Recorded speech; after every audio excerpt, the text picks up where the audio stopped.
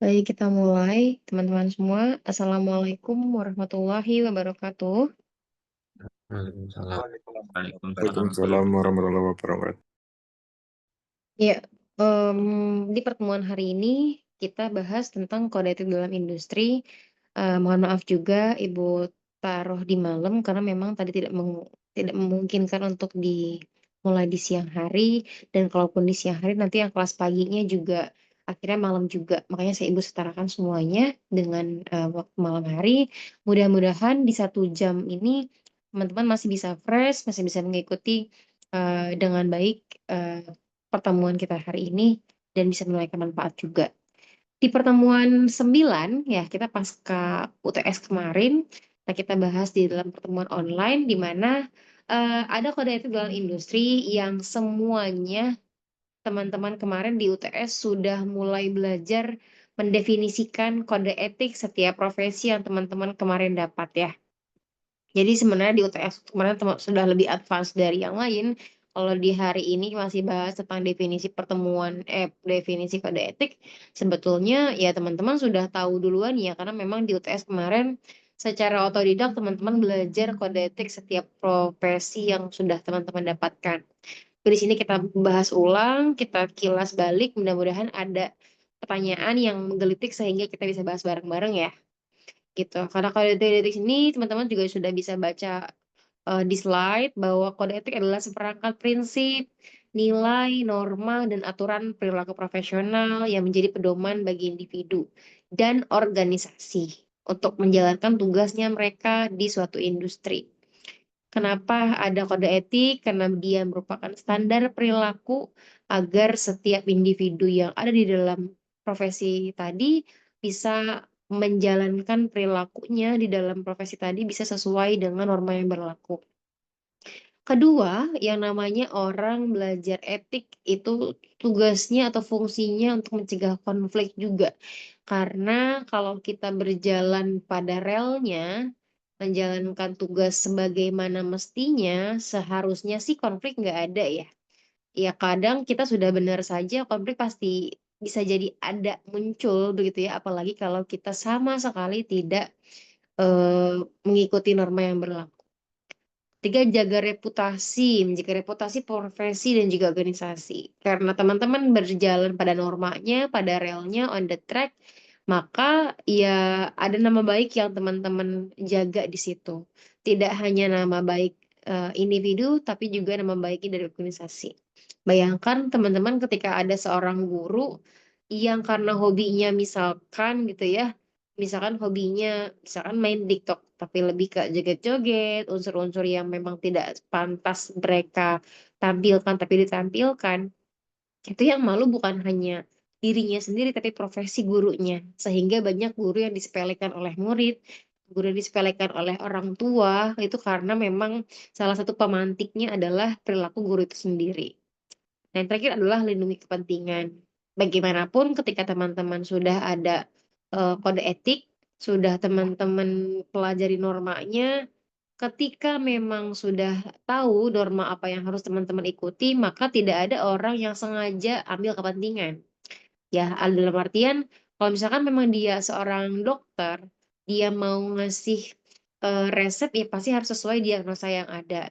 Jangan sampai dia mengada-ada penyakit yang diderita oleh si pasien sehingga obat menjadi mahal misalkan.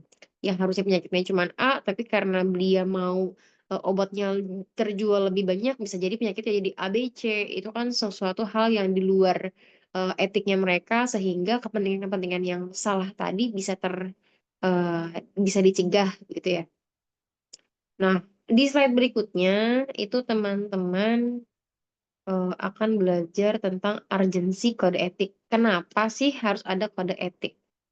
Oke, untuk membaca ini saya minta Muhammad Sukron untuk membacakan slide nomor 2. Silakan.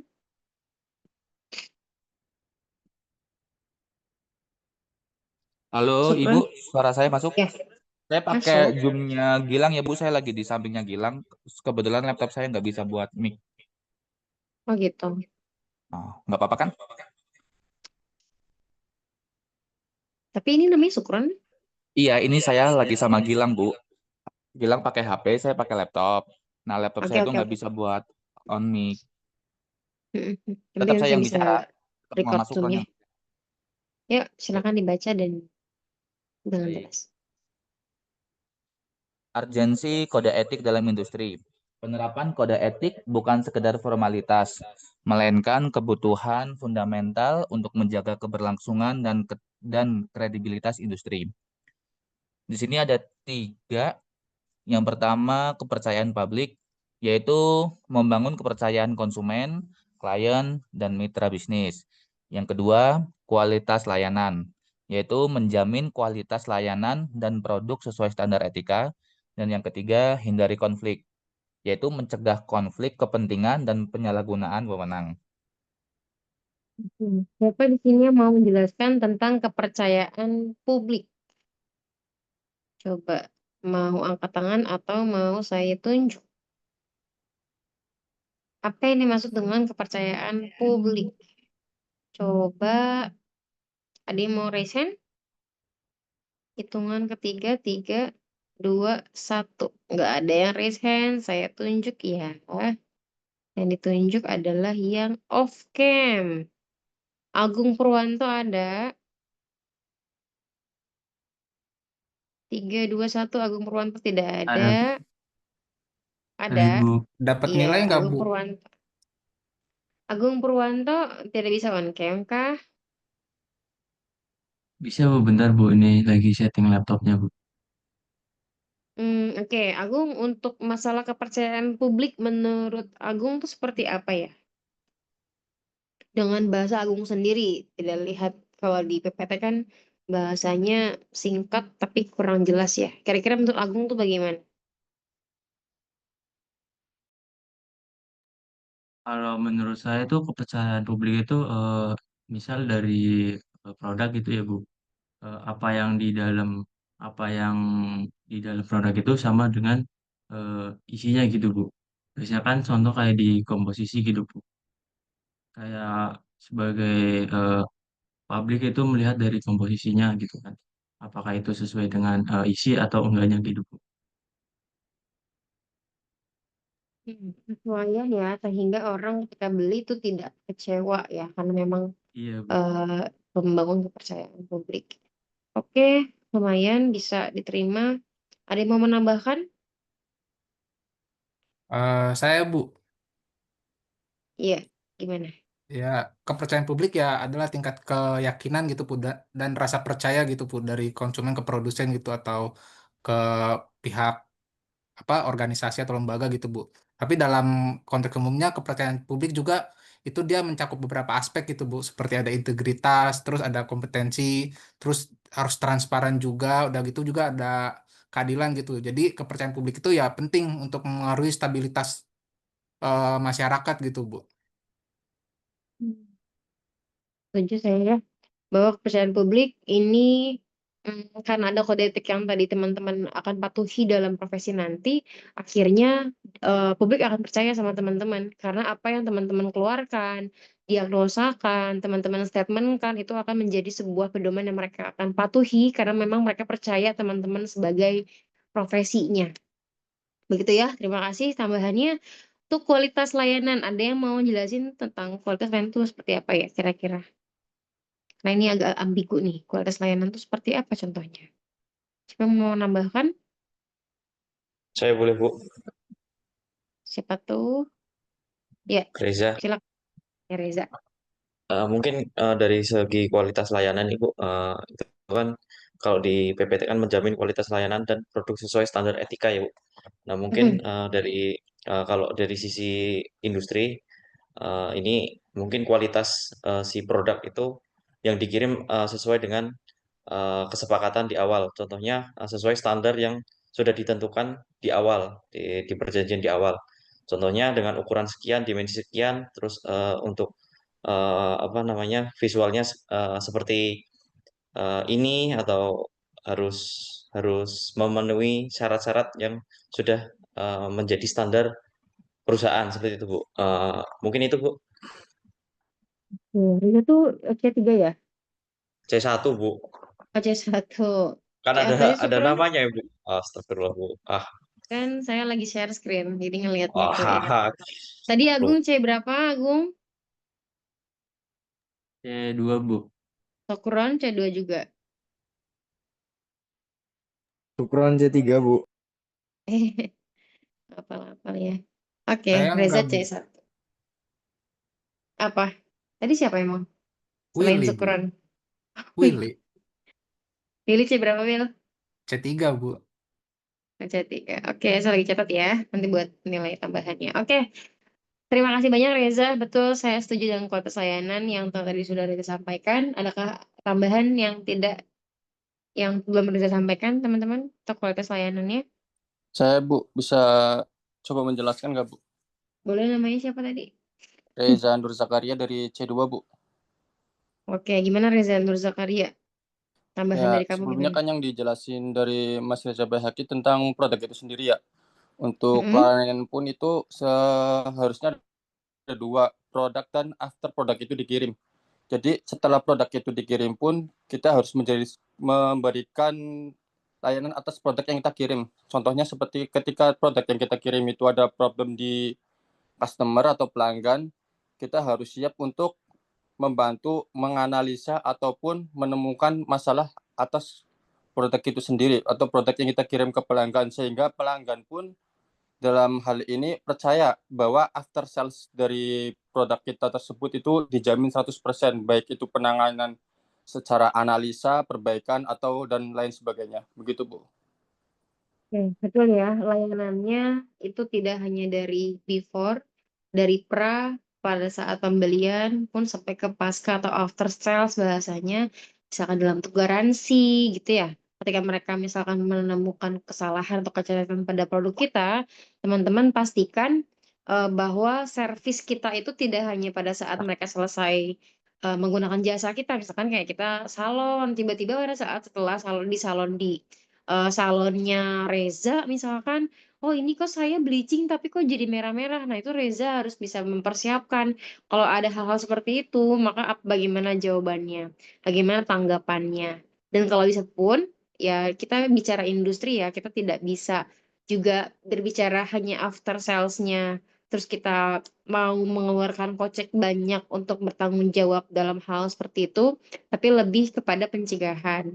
Gimana caranya teman-teman ketika memang berprofesi dan profesinya menimbulkan suatu resiko di kemudian hari atau after pelayanan teman-teman, dipastikan teman-teman bisa melakukan pencegahan. Seperti halnya kayak dokter, mau ada operasi. Tidak ujuk-ujuk dengan mentang-mentang dia dokter, dia orang yang paling tahu tentang kesehatan, maka dia langsung tindak operasi. Karena operasi itu kemungkinannya bisa dua, antara berhasil dan tidak. Kalau dia berhasil dan tidak pun, itu kemungkinan adanya pada Tuhan. Tapi kalau bicara pencegahan, maka dokter akan memanggil keluarganya, gitu ya. Nggak hanya dipanggil, tapi ada kontrak perjanjian bahwa keluarga menyetujui tindakan operasi. Karena hasil akhir nantinya, meskipun dokter itu hebat sekalipun, hasil akhir kita nggak ada yang tahu. Itu namanya kualitas layanan. Jadi memang ada pra dan paskanya. Betul ya, tadi kata Mas Reza. Untuk hindari konflik, kalau ini agak mudah sedikit, sehingga saya coba intinya teman-teman bisa bahas bahwa agensi kode etik itu tugasnya memang menghindari konflik. Kalau konfliknya atau kalau teman-teman jalan pada kode etik yang sesuai, seharusnya sih tidak ada pihak-pihak yang mencoba untuk menyenggol ya. Tapi kalau kasusnya kira-kira teman pernah temui nggak untuk masalah poin 3 ini, hindari konflik?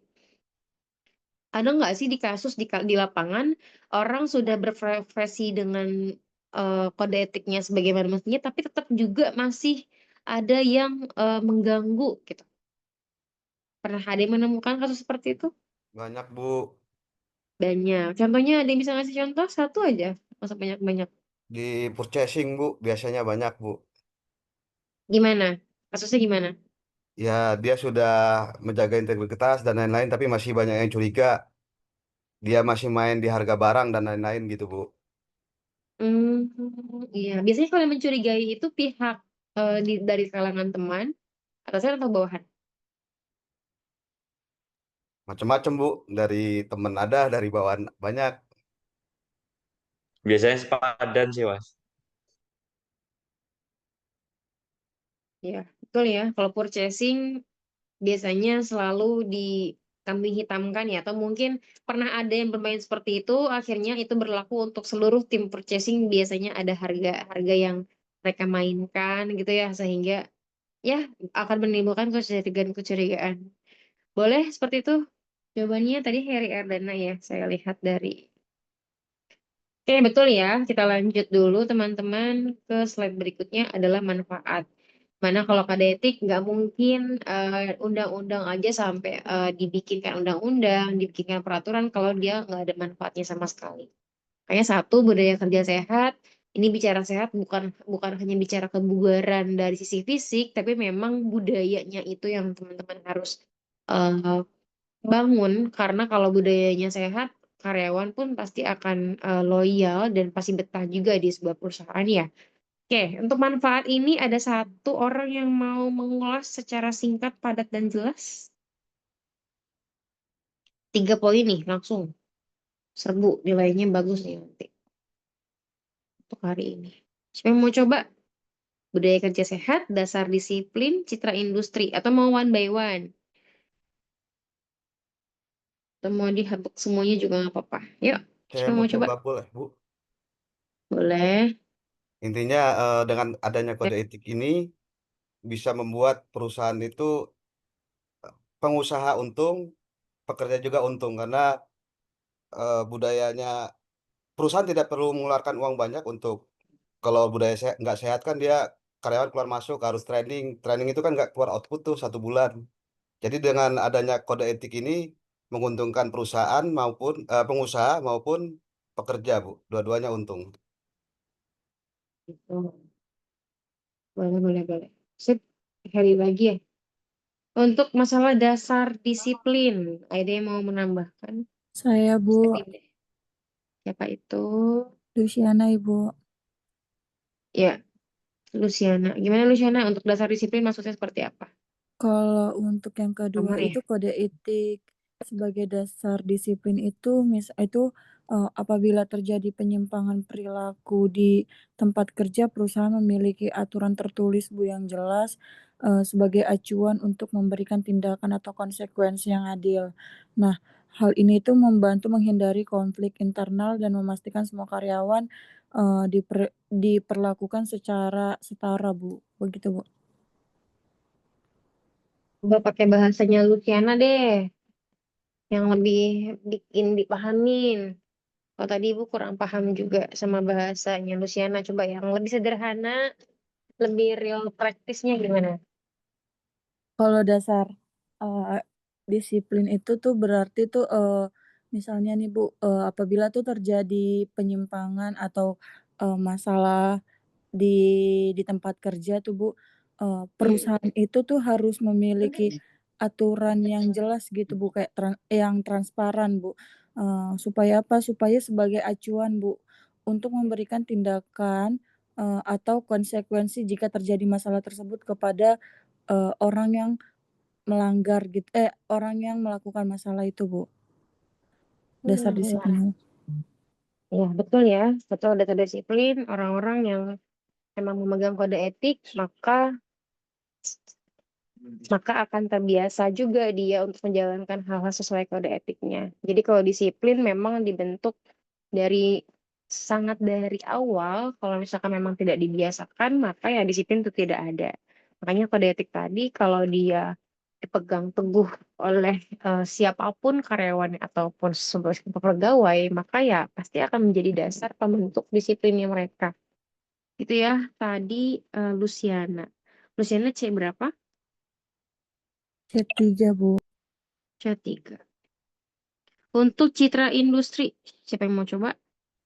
Saya Bu, Boleh coba saya, Bu. Bu. Bu saya Bu. Bu Ya, saya aja Bu. boleh. Syukron Bu. Tadi Sukron udah dapat kok, Sukron. Ya emang nggak boleh lagi Bu. Boleh sih, tapi coba yang lain dulu boleh? Boleh saya, Bu. Gantian, Kron, Chandra, gantian. iya Chandra. Maruk amat, maruk. Gimana tentang citra industri menurut Chandra? Ya, citra industri itu kalau mengenai citra Ibu, sebuah instansi atau sebuah perusahaan itu kan sangat lekat dengan manpower-nya. Jadi ketika dari karyawan atau manpower dalam instansi atau perusahaan tersebut bisa menerapkan kode etik, secara tidak langsung image atau citra dari perusahaan tersebut atau instansi tersebut bakal positif, Bu. Oke, pernah ada studi kasus nggak mengenai citra industri yang pernah Chandra tahu? Misalkan Maksud- kalau apakah sebuah perguruan tinggi, apakah sebuah perusahaan, pernah tuh misalkan tercoreng nama citranya. Banyak, Bu. Sebagai contoh mungkin dulu pernah ada kasus nih tentang oknum karyawan yang memanfaatkan jabatan untuk sebuah kepentingan pribadi, pada akhirnya juga itu mempengaruhi citra perusahaan tersebut. Kepentingan pribadinya contohnya gimana? Seperti mungkin ada anak yang mau perpanjangan kontrak nih. Dia melakukan hal-hal menyimpang untuk kepentingan pribadi dia dengan ya mungkin entah dengan uang atau entah dengan perilaku yang negatif dalam tanda kutip. Pada akhirnya perusahaan juga citranya akan terbawa di luar, Bu. Oke, Kasus ya Epson, Bu. citra industri. Nggak boleh sebut merek ya. Oh, pernah ada seperti itu ya. Misalkan kasus ketika memang orang memanfaatkan jabatannya sehingga yang terbawa ya bukan hanya dirinya, tapi lebih ke instansi atau organisasi. Oke, tadi yang nambahin adalah Chandra. Selanjutnya kita masuk ke kewajiban profesional dalam menjaga kode etik. Ini istilahnya sangat singkat. Coba siapa yang mau coba untuk menjelaskan, pahami dan internalisi. Ya, poin 1 nih, pahami dan internalisi. Kewajiban profesional, setiap individu punya tanggung jawab moral dan profesional untuk mengikuti, menjaga, dan mempromosikan etika kerjanya. Nah, ini kewajibannya ada 4 poin. Satu adalah pahami dan internalisi. Maksudnya seperti apa? Yuk, siapa yang mau coba? 3, 2, Boleh lagi, Bu. 1. Saya Bu. Oh, Boleh siapa? lagi. Kalau bisa Boleh lagi yang nggak? lain dulu. Ya, Oh, yang yang lain lain dulu. mana ya? Saya Bu, Sherry Bu. Sherry, ya. Gimana Sherry, menurut Sherry gimana tentang poin Kalau 1? untuk yang poin 1 ya Bu. Mm-mm. Menurut saya mempelajari dan menjadikan kode etik bagian dari praktik sehari-hari. Biasanya itu di suatu Hmm. perusahaan itu ada yang namanya standar kerja. Nah, standar Hmm. kerja itu merupakan dasar dari kode etik yang harus dikerjakan untuk mengerjakan pekerjaan kita sehari-harinya gitu, Bu. Oke, lebih ke standar kerja ya yang mau Sherry angkat. Ada lagi Sherry tambahan penjelasannya tentang ini? Cukup? Cukup, Bu. Oke, untuk poin 1, Ibu rasa juga lumayan jelas. Untuk poin 2-nya, utamakan kepentingan publik. Siapa yang mau coba? 3, 2, Saya, 1. Bu. Oke, Boleh lagi nggak, Bu? nah yang lain dulu deh. Oh, baik deh, Bu. Iya, yuk selain Luciana, Sukron, Reza, siapa nih? Reza Maulana mau coba? Malam Bu Firda, Iya, siapa ini? Pak Agus, ya. Mangga Gus Pak Wahyu. Agus. Ya, Ya, saya untuk coba poin 2, menjawab dulu Pak ya. Agus gimana? Mm-mm. Ya. Eh, Poin 2 adalah utamakan kepentingan publik. Contoh gini Bu, dalam suatu perusahaan, perusahaan itu harus memperhatikan keselamatan dan kesejahteraan dari karyawannya. Contoh, sebelum bekerja itu harus membuat misalnya eh, permit Bu, permit Hmm. kepada Departemen Safety bahwa departemen tersebut akan mengerjakan pekerjaan seperti ini, seperti ini, seperti ini. Dan jelaskan nanti Departemen Safety akan meninjau lokasi Bu, apakah diperbolehkan seperti itu. Terus untuk kesejahteraannya, untuk perusahaan itu eh, wajib membayar hak dari perusahaan itu. Contoh, harus membayar uang lembur dengan bagus, dengan apa namanya, sesuai dengan aturan pemerintah, harus patuh terhadap aturan pemerintah seperti itu. Terima Seperti itu. kasih Pak Agus. Untuk kasus Hmm. nomor 2 nih, yang berhubungan nomor 2, ada nggak ya studi kasus yang pernah terjadi di apa di Pak Agus deh, menurut Pak Agus? Kasus yang berkaitan dengan nomor 2. Oke. Untuk keselamatan kerja dulu pernah Bu. Jadi kalau di perusahaan saya itu biasanya Bu ya, sebelum melakukan pekerjaan itu harus membuat permit Bu, izin bekerja. Nah, izin bekerja. Nah, pada waktu itu terjadi hari libur, hari Minggu. Ya. Internet itu rusak, jaringan rusak. Tiba-tiba tim IT, karena perusahaan harus tetap beroperasi, akhirnya dia memutuskan untuk memperbaiki Bu tanpa membuat izin. Nah, akhirnya mungkin kalau pekerjaannya itu berjalan dengan mulus, itu tidak ada komplain Bu. Pada saat waktu itu ada accident kecil sih. Vendornya itu naik ke rak Bu, naik ke rak karena kan posisinya tinggi Bu ya, posisi wifi tinggi. Pekerja itu naik ke rak dan itu terpeleset. Tapi untungnya belum parah sih Bu, hanya terpeleset saja. Dan itu sempat ramai juga Bu, tapi alhamdulillah tidak ada korban sih. Tidak ada korban seperti itu. Jadi memang sebelum melakukan pekerjaan itu harus diskusi dulu dengan Departemen Safety terkait peralatan kerja yang aman seperti itu.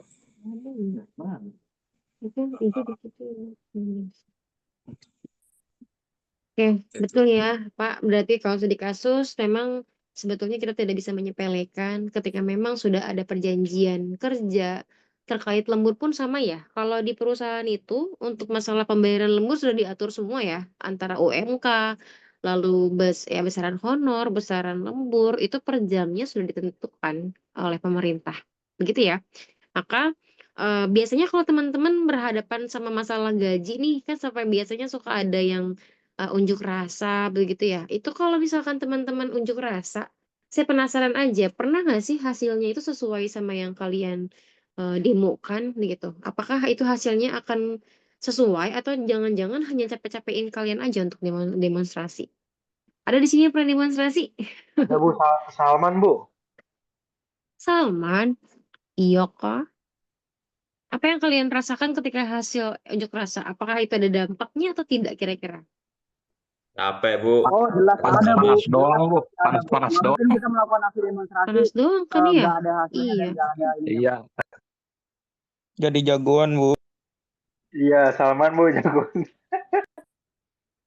Ya, kalau saya sendiri sih kalau masalah ke apa namanya masalah fee, gaji dan segala macam memang sudah ada peraturan ya dan sehingga untuk para perusahaan itu sendiri akhirnya memang ini relate sama tema seminar tadi sebetulnya ketika teman-teman tadi ikut seminar semua pemateri itu menyatakan revolusi industri 4.0 sendiri itu ada mengkawinkan antara manusia dengan mesin sehingga nantinya banyak tenaga-tenaga manusia yang terserap oleh mesin atau bisa digantikan oleh mesin sehingga nanti perusahaan ke depan bisa jadi akan decrease jumlah manpower lebih ke mesin tapi memang akan muncul lapangan kerja baru tapi dengan skill yang berbeda gitu ya. Ini akan relate nih sama yang masalah gaji karena makin ke sana teman-teman akan menuntut gaji semakin tinggi tapi pekerjaannya sebetulnya tidak berubah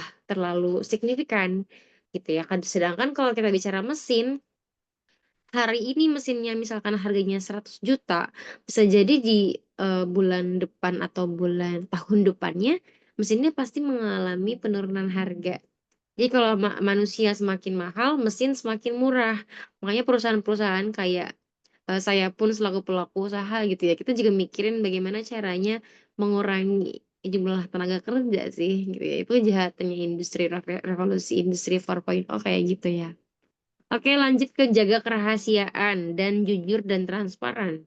Jaga kerahasiaan kira-kira siapa yang mau Saya jelasin Bu. satu? Saya Saya Bu, Bu, Saya saya Bu. Bu, saya Bu, Saya saya Bu, saya Bu. saya Bu, Kerahasiaan Denny Saya Ari bebas. boleh.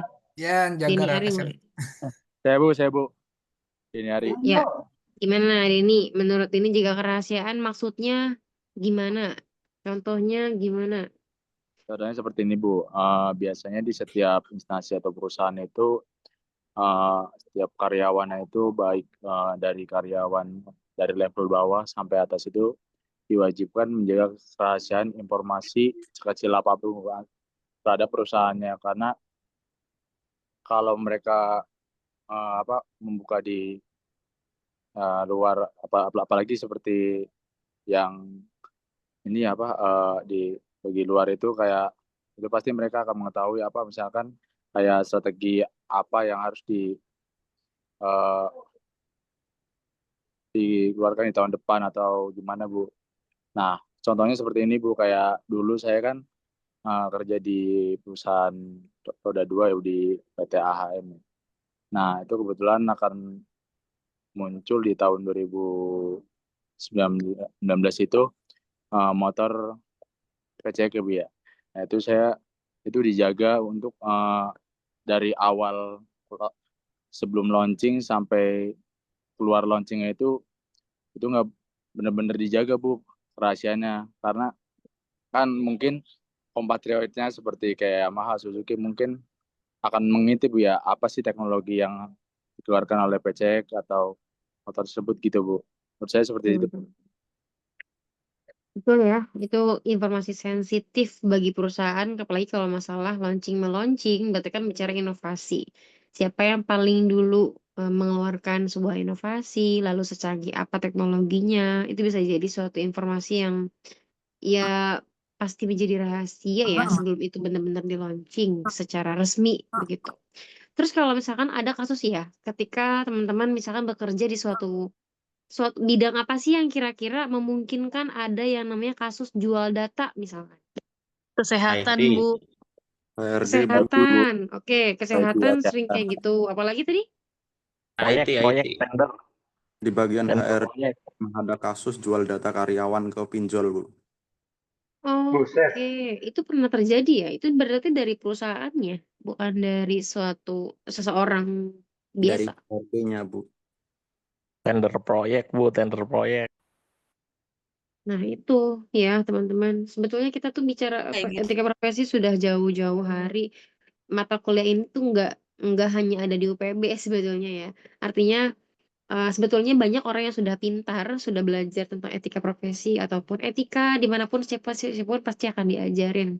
Tapi kalau etika itu bicaranya terhadap kesempatan, occasion, lingkungan yang buruk, lalu tidak ada dukungan support system yang baik, itu akan menimbulkan orang-orang baik tadi, orang-orang yang memang cenderung profesional, dia bisa saja tergiur untuk menjual data dan segala macam. Kalau yang saya pernah tahu misalkan ada sebuah vendor provider kartu ya karena dia kan dulu kita kalau mau daftar tuh pakai kartu keluarga gitu ya, pakai KTP sehingga orang-orang vendor tadi bisa mengetahui nih KTP sama kakak kita. Ternyata sekarang itu sangat mudah banget ya untuk jadi database sebuah pinjol sehingga memang bisa jadi itu memungkinkan.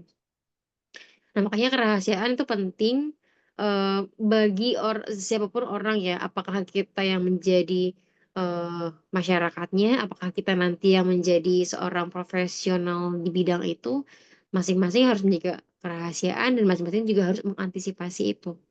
Makanya jangan sembarangan bikin apa namanya, mencet aplikasi gitu ya, jangan sembarangan membuka website yang tidak-tidak, itu pasti akan bisa berpotensi untuk hal ke situ. Betul ya, tadi siapa ya? Saya yang jawab. Deniari Bu dari C1. Oh iya, C1. Saya terdistrak ada yang sempro-sempro wae. Terima kasih Bu. C1 Denny Ari. Selanjutnya untuk terakhir, jujur dan Ripka Bu, transparan. Ripka Bu. Kenapa harus jujur dan transparan? Ripka, emang enggak Ripka? Oke, baik Bu. Jadi jujur dan transparan itu kan di sini dijelaskan ya segala tindakan keputusan harus dapat dipertanggungjawabkan. Nah, saya mau kasih contoh nih, Bu. Jadi seorang operator produksi ini, dia tuh menyadari kalau dia itu salah memasukkan bahan. Contohnya nih, operator produksinya injeksi molding plastik ya, Bu.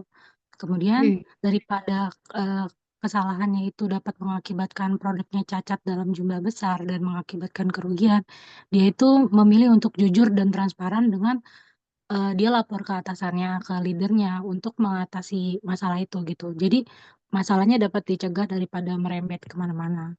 Jadi kan di situ apa ya, sikap jujur dan transparannya ini yang dapat dipertanggungjawabkan gitu, Bu. Ya, betul ya. Kalau misalkan kita nggak jujur atau tidak ada transparansi, baik itu di dalam ataupun mau apalagi keluar ya, kalau di dalam aja internal eh, kasusnya kira-kira tadi mengenai molding. Kalau di kasus yang bisa dibayangkan oleh teman-teman lain deh, Repka, mau ambilnya di sisi apa? Misalkan kayak di sisi pendidikan, bisa diambil contohnya. Dari sisi pendidikan ya, Bu. Gimana? Hmm. Kalau misalkan ada pendidik yang tidak jujur atau tidak transparan di internalnya sekolah itu atau di internalnya kampus itu atau ketika dia eksternal dia keluar, apakah ke orang tua, ke masyarakat itu kira-kira bagaimana kasusnya? Mungkin dari penilaian dosen gitu ya, Bu, bersifat objektif dan tidak transparan. Jadi contohnya Dosen kalau ya. ya, Gimana baik, gimana? Bu, maaf, Bu. Jadi contohnya Gimana gimana? si mahasiswa ini sebenarnya tuh melakukan kesalahan nih. Tapi si dosen ini tuh apa namanya, dari si pendidiknya itu tuh tidak transparan, jadi tidak langsung mau up ke publik gitu, Bu. Ya Betul jadi ya. Mm-mm. Kalau Menormalisasikan berarti ya, Lip. iya bisa begitu sih. normalisasi, ya sebetulnya di semua bidang lah ya, jujur transparan tuh memang semua bidang wajib. Makanya saya pernah bilang, kalau nggak salah di kelasnya teman-teman, Indonesia tidak kekurangan orang pintar, Bentar, kekurangannya orang jujur. jujur. Baik itu dia di internal ataupun di eksternal. Kalau yang saya sendiri pernah alami adalah, misalkan gini, saya tuh punya karyawan itu terlalu apa ya, dibilang Terlalu terlalu nurut iya gitu ya, karena sudah kebal juga sama bosnya gitu kan ya, dia terlalu terlalu nurut, terlalu apa ya, terlalu manut begitu ya. Nah ketika dia misalkan melakukan kesalahan, tidak dalam artian terlalu nurutnya ini akhirnya menimbulkan mau terlihat perfect di depan atasan, sehingga dia melakukan segala macam cara untuk agar atasannya tuh nggak tahu kesalahan-kesalahan yang dilakukan. Jadi niatnya mah untuk kebaikan, tapi memang hal yang dilakukan adalah memeras dirinya sendiri. Contoh ketika misalkan dia bilang, Bu, ada satu atau dua produk yang cacat, yang dimana ini nggak boleh dikirim ke customer. Ketika tidak ada kejujuran tadi, maka dikirimlah si barang tadi. Ujung-ujungnya yang seharusnya dia itu bisa mencegah barang itu dapat komplain, ya akhirnya semuanya dapat imbas. Pengiriman barang itu kan pakai ongkos. Dikirimlah barang ke Timor Leste. Nyampe sana orangnya protes. Orangnya protes itu kan negara ke negara ya. Timor Leste kan menganggap dirinya sebagai negara ya, meskipun dulunya berbagian dari Indonesia. Tapi kan antar negara tadi ketika ada cacat atau sedikit saja baret itu orang bisa protes, dan protesnya kalau misalnya sudah antar negara berarti kan sudah mengganggu perjanjian bilateral kita. Satu, kedua, kalau dia minta retur biaya dari sana ke sininya yang nanggung pasti adalah si produsen. Terus kita mau ngirim lagi nih barang yang benernya ke sana, itu pasti pakai ongkos lagi. Jadi ongkos tuh bisa triple, ya kan? Terus juga nilai kita juga nggak jadi baik-baik amat gitu ya di versinya orang Timor Leste tadi. Dan eh, kemungkinan terburuknya adalah dia dia retur dan dia minta kembali uang. Padahal misalkan uangnya ya namanya kita jual produk, orang bayar itu kan produknya pasti sebagian untuk modal, sebagian untuk profit. Nah, ketika orang minta, udah Bu saya retur, tapi saya nggak mau lagi barangnya, saya nggak jadi beli, misalkan seperti itu ya. Itu menimbulkan kerugian yang berbeda wujudnya, tapi tetap tetap rugi juga. Makanya jujur dan transparan ini, ketika teman-teman memang ada di profesi apapun, ketika memang jujur dari hal kecil itu teman-teman sudah jujur, insya Allah ke depan Masalah dimarahin, masalah dapat sanksi itu sudah biasa ya bagi seorang karyawan.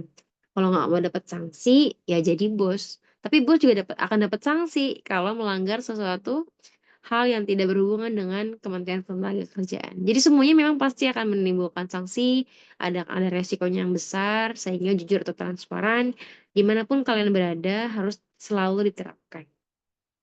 Itu ya, tadi Ripka sudah saya catat belum ya? Ripka C1 ya? Yang 4 Ibu. Joan. Oke, selanjutnya di tanggung jawab etika lanjutan.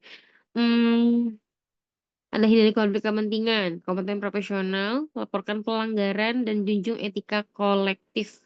Kalau dari segi hindari konflik kepentingan, maksudnya seperti apa? Siapa yang mau coba? 3, Boleh. 2, 1. Saya Bu dulu, Boleh. Iqbal Bu. Ya, Iqbal Saya gimana, dulu. Bal? Hindari konflik kepentingan ini kan, aduh nggak kelihatan. Tidak memanfaatkan posisi untuk keuntungan pribadi Bu ya. Berarti contohnya aja deh Bu langsung Bu ya. Contohnya mungkin teman-teman pada tahu lah ya. Kalau misalnya kita nggak usah ngomongin industri, langsung aja ke intinya. Banyak pejabat-pejabat korup Bu. Udah Bu itu aja Bu. Itu kan dia kan menyalahgunakan kekuasaannya Bu ya. Ya untuk keuntungan pribadinya sendiri. Seperti itu Bu jawaban dari saya Bu. Apa kurang lengkap, apa mau ditambahin lagi? Oke, terima kasih banyak. Tadi siapa? Tadi siapa yang jawab? Iqbal. Iqbal ya? Bu. Iqbal kelas Iqbal C1 IE 22 C1 Bu ya. Iya, C1 M Iqbal. Oke, untuk yang poin kedua, kompeten dan profesional, saya singkat ya, karena sudah lumayan malam.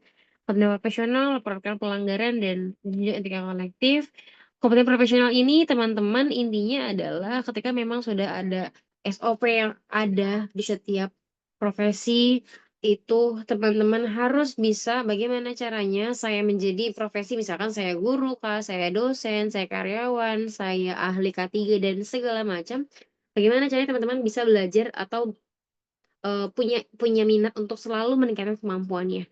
Kalau teman-temannya hanya sekadar menjadi karyawan pada umumnya, begitu ya, ya sudah karir teman-teman ya akan mentok sampai situ juga, sampai situ saja, dan tidak akan ada profesi profesional yang teman-teman bisa capai.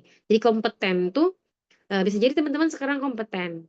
Tahun depan teman-teman kompeten. Tapi kalau tidak ditingkatkan, maka teman-teman akan tergerus zaman ketika nanti manpower akan kalah dengan mesin, atau akan ada karyawan baru yang lebih ternyata punya kompetensi dibandingkan teman-teman, maka itu juga bisa berpengaruh terhadap integritas seseorang. Lalu ketiga, laporkan pelanggaran. Ini yang sulit sekali. Nanti kita akan belajar nih di slide, kalau nggak salah saya tadi bikin tentang cara atau mekanisme pelaporan pelanggaran tadi. Bagaimana caranya setiap apapun individu ketika memang menemukan sebuah pelanggaran yang terjadi di profesinya, di suatu organisasi, itu mereka wajib melaporkan. Bukan harus atau perlu, tapi wajib melaporkan. Karena kalau ada penyimpangan, ada ketidaksesuaian, dibiarkan, maka nantinya itu tadi saya sampaikan tadi di awal, jujur dan transparan itu ngaruh juga ya. Ketika tidak ada kejujuran, dalam artian dia menjaga atau menutupi suatu keburukan, artinya dia nggak melaporkan pelanggaran yang ada di situ, maka itu akan berimbas lebih buruk di kemudian hari. Yang terakhir adalah junjung etika kolektif, di mana menghormati rekan kerja dan mendukung lingkungan inklusif. Artinya teman-teman dalam tanggung jawab pun ketika memang teman-teman harus menjaga integritas, teman-teman harus bisa menghormati sesama rekan kerja. Jangan sampai misalkan ya antar pendidik, antar karyawan, sama si A sama si B kamu menjelekan si C. Sama si C sama si D kamu menjelekan si A, si B, dan seterusnya. Apalagi kalau kamu berhubungan sama masyarakat. Iya Bu, sama saya aja konselingnya. Soalnya kalau sama Sukron mah Bu suka dibocorin rahasia Ibu, misalkan kayak gitu ya. Itu kan profesi yang sama nih, sama-sama konselor, tapi kalau misalkan sampai ada hal seperti itu, ya maka teman-teman berarti nggak punya beretika. Teman-teman bicara tentang konselor punya etika profesinya masing-masing, tapi ketika berhadapan sama masyarakat atau berhadapan sama klien, itu teman-teman bisa ini ya, bisa apa namanya, bisa akhirnya menimbulkan persepsi yang berbeda bagi si konselinya tadi. Oh iya, ingat-ingat tentang profesi konseling di tugas kita kemarin ya, konselor atau psikolog. Saya sedikit agak ulas sedikit ketika teman-teman ada yang drama tentang konselor atau psikologi, itu teman-teman sudah cukup bagus ya sebagai orang industri yang mempraktekkan tentang konselor. Tapi memang ketika itu saya pertontonkan kepada teman-teman saya di mahasiswa BK, mereka tuh semuanya tertawa ya. Karena konselornya apa namanya curhatnya seperti itu sih si konselingnya. Dan teman-teman bilang kalau Ya Bu, itu pemainnya Bu. kalau di konselor itu kalau di konseling yang kita bantu namanya itu klien bukan klien. Kalau klien kan lebih ke kolega kerja ya. Itu untuk secara umum bahasanya klien tuh ya kayak KLIEN tuh bacanya klien. Tapi kalau di bahasa BK, bahasa kami itu panggilannya atau disebutnya dengan klien atau konseli. Kitanya konselor, kliennya adalah namanya konseli.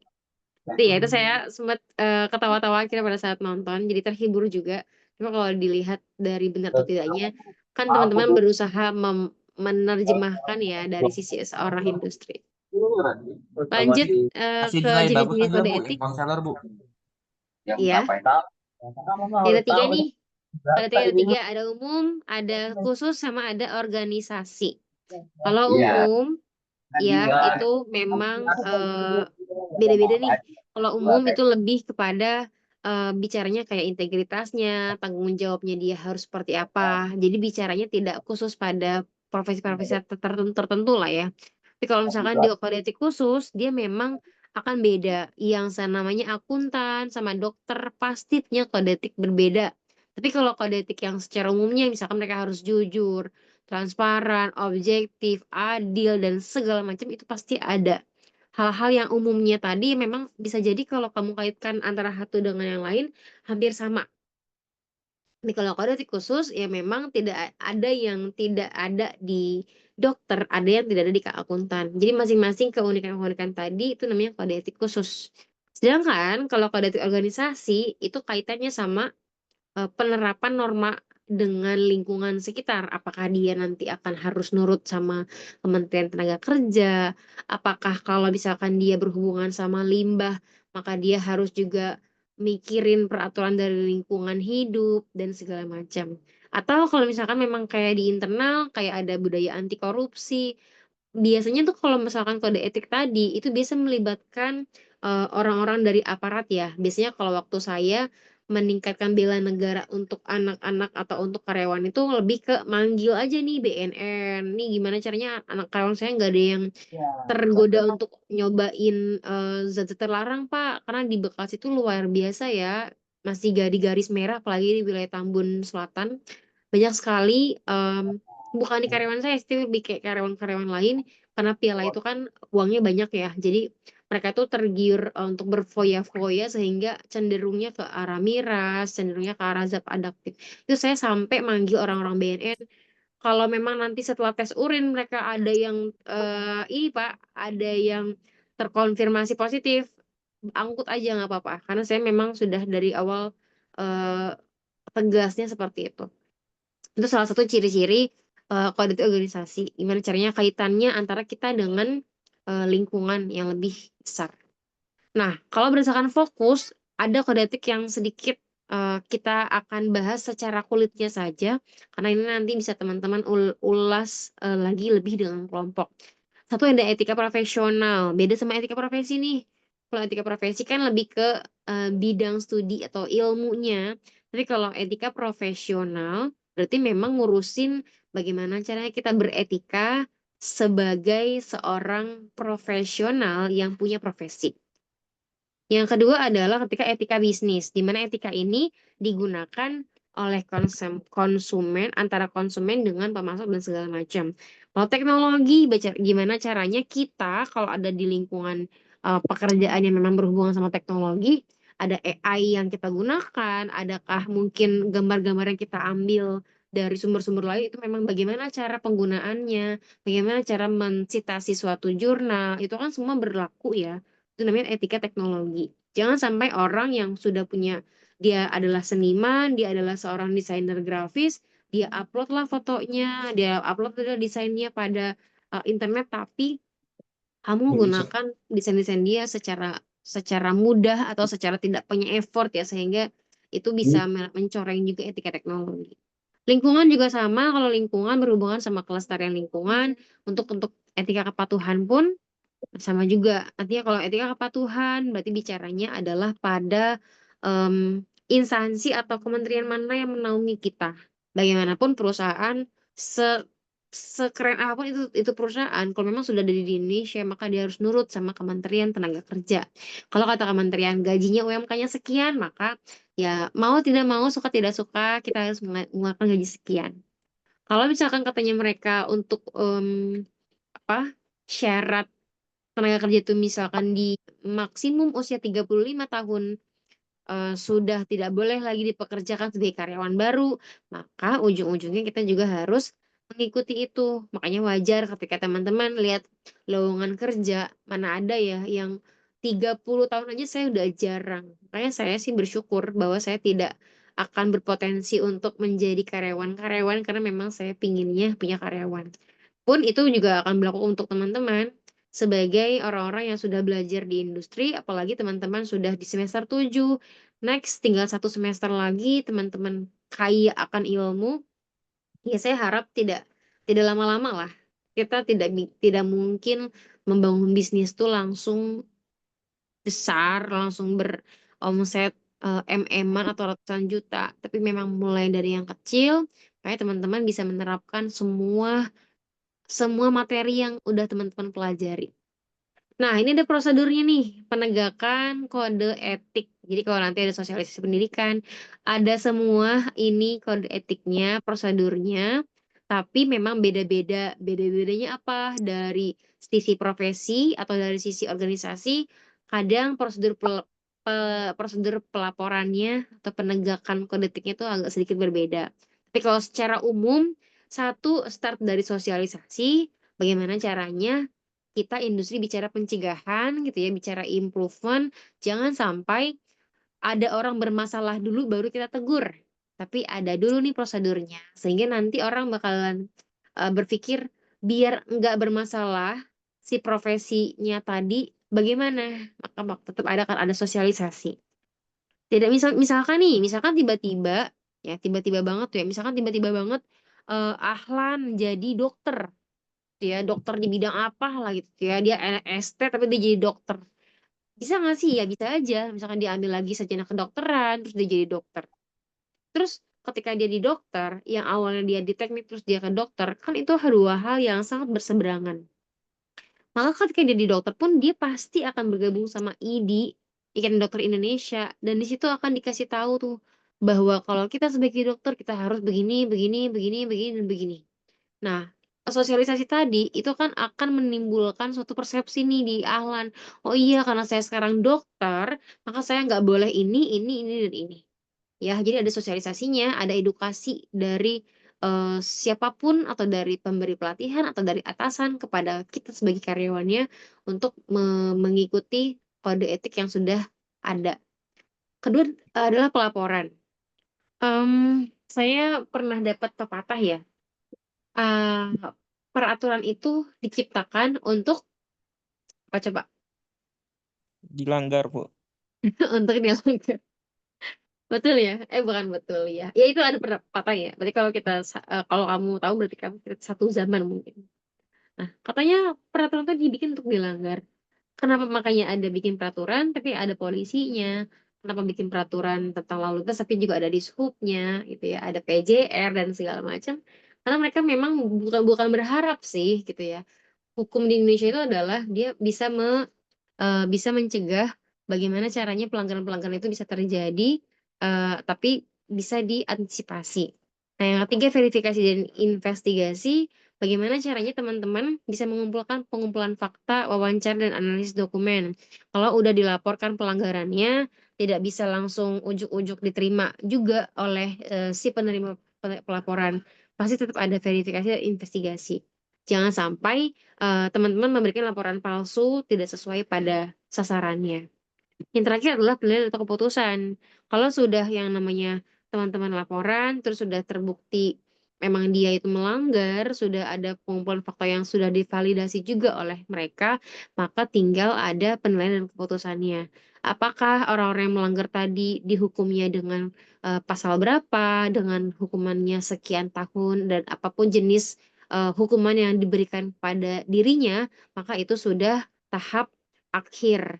Nah, prosedur ini tadi saya bilang secara umum teman-teman, kalau nanti sudah ada bicara kepada profesi, bagaimana cara kita melaporkan tindakan oknum di kedokteran ataupun mungkin di pendidikan ataupun di profesi lainnya, teman-teman bisa nanti pelajari secara lebih mendalam karena pasti satu atau dua hal pasti ada yang berbeda. Itu ya. Nah, yang terakhir adalah sanksi dan pemulihan. Kalau udah ada yang namanya sanksi, sanksi mah itu pasti ada kayak ada jenis-jenisnya lah, ada yang sanksi sedang, ringan, dan juga ada yang berat. Nah, setiap sanksi ini pasti punya syarat dan ketentuan. Kapan dia dibilang sedang, kapan dia dibilang ringan, kapan dia dibilang berat. Pasti ada perbedaan-perbedaan. Nah, yang kedua, ternyata tidak hanya ada pemberian sanksi, tapi juga ada pemulihan. Bagaimana kalau misalkan seorang presiden bisa ngasih amnesti, misalkan kayak gitu. Itu pasti ada hal-hal tertentu yang sehingga dia bisa dipertimbangkan. Makanya kalau ada bahasa perbaikan sistem, ada SOP, edukasi ulang, dan rehabilitasi reputasi, ini memungkinkan untuk dilaksanakan, tapi memang tidak semua kasus bisa dilaksanakan. Pasti ada syarat dan ketentuan sendiri yang bisa teman-teman nanti pelajari lebih dalam. Itu ya. Nah, ini kalau masalah kode etik dan segala macam, ini salah satu solusi yang bisa dilakukan. Ada namanya audit. Maka kita kemarin ada bahasa profesi auditor karena dia pasti mengevaluasi secara berkala. Terus ada peningkatan sistem, teman-teman belajar Kaizen, belajar continuous improvement karena bagaimanapun yang namanya profesi butuh juga untuk ditingkatkan secara berkala bagaimana dia berprofesi sekarang sama tahun depan pasti berbeda. Terus hal ketiga nih, pembaruan kode etik.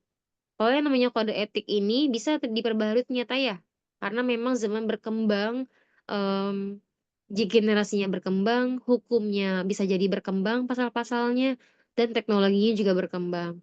Jadi pembaruan pun bisa jadi memungkinkan hal yang bisa jadi merupakan keniscayaan. Kita tidak bisa muluk-muluk kode etik itu harus pakem selama bertahun-tahun tidak diganti misalkan, itu tidak juga. Karena memang harus ada penyesuaian-penyesuaian. Terakhir adalah feedback. Yang namanya feedback, kita bisa mengumpulkan masukan untuk perbaikan berkelanjutan.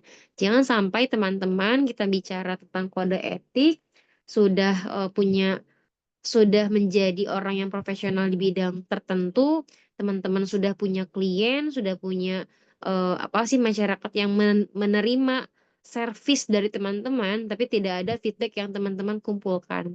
Karena bagaimanapun seorang profesional itu tugasnya adalah melayani masyarakat. Kalau dia nggak dapat feedback dari masyarakatnya, bagaimana mungkin dia bisa tahu kesalahan-kesalahan yang ada? Ya, teman-teman ya.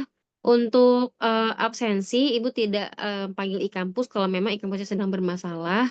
Tapi untuk record ini akan Ibu share juga ke grup masing-masing nanti screenshot-annya.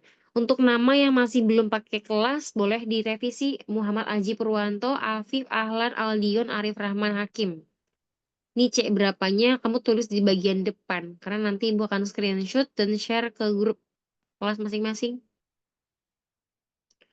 Baik, Bu. Ya, oke lanjut ya. Afif belum, Ahlan, Aldion, Arif Rahman Hakim. Yang lainnya sudah sesuai. Ini C1, C2, C3, C4. Total, oh iya, Joshua, Muhammad Aji Purwanto, Rafa, Reza Nur Zakaria, Riandika, Luciana, Usamah, Faras. Aldion ada, Boleh? Bu. Iya, Aldion ada, tapi kelasnya belum ada. Kelasnya di bagian depan namanya. Oh iya Ibu, Oke, maaf. lanjut yang lain.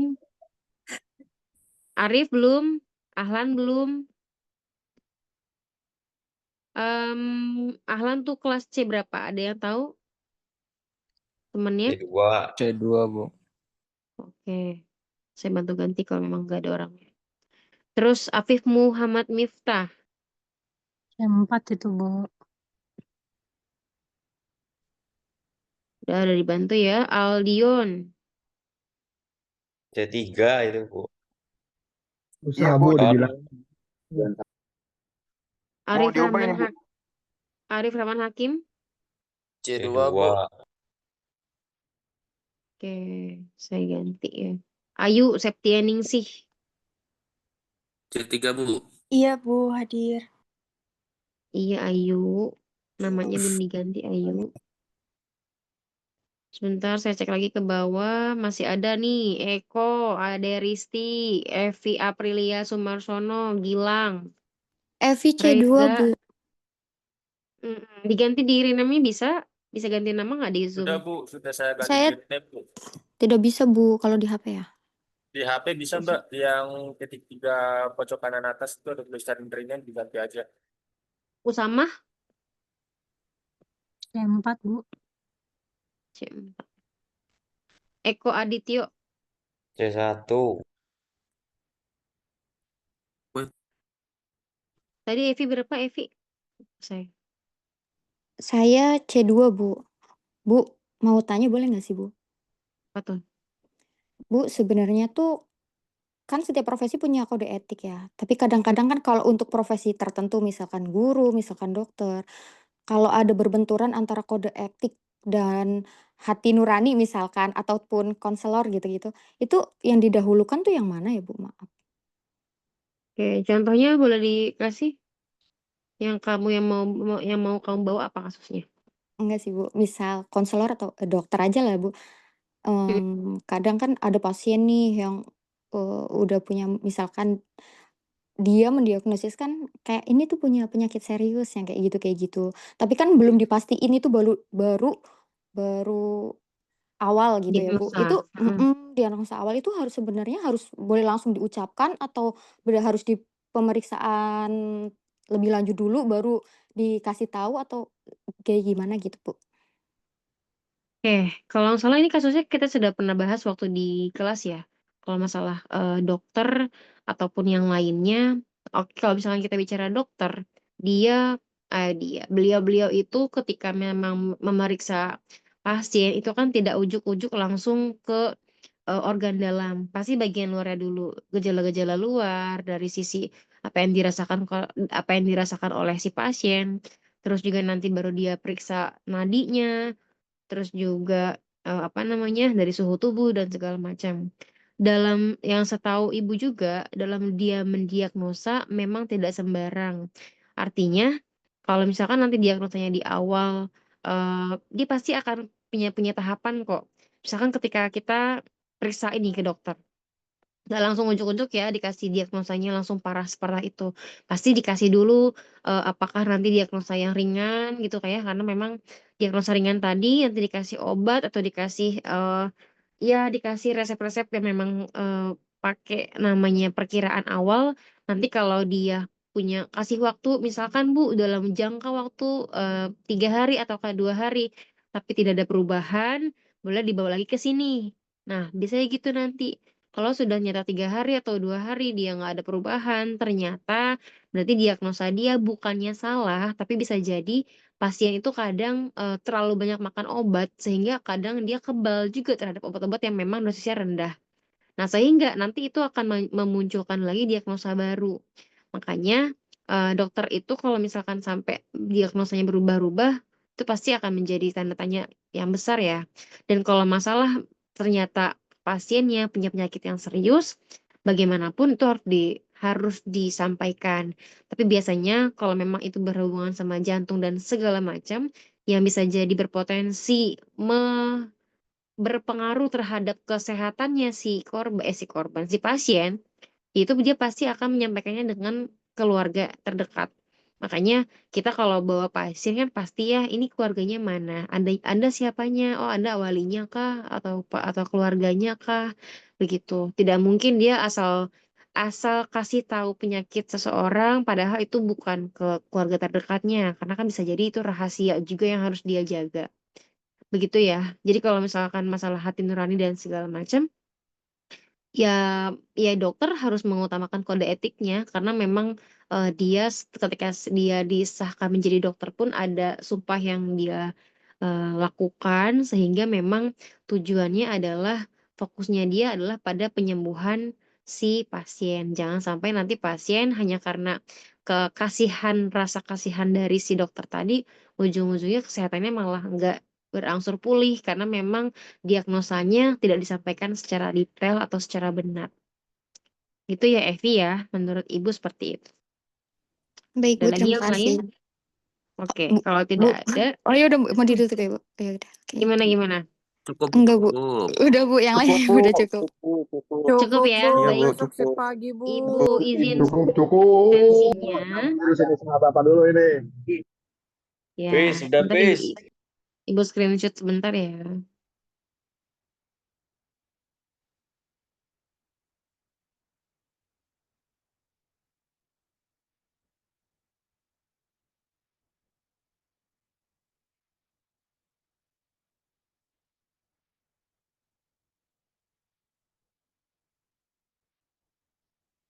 Oke, sebelum kita closing, sebentar Ibu mau hentikan berbagi, silakan di on cam dulu.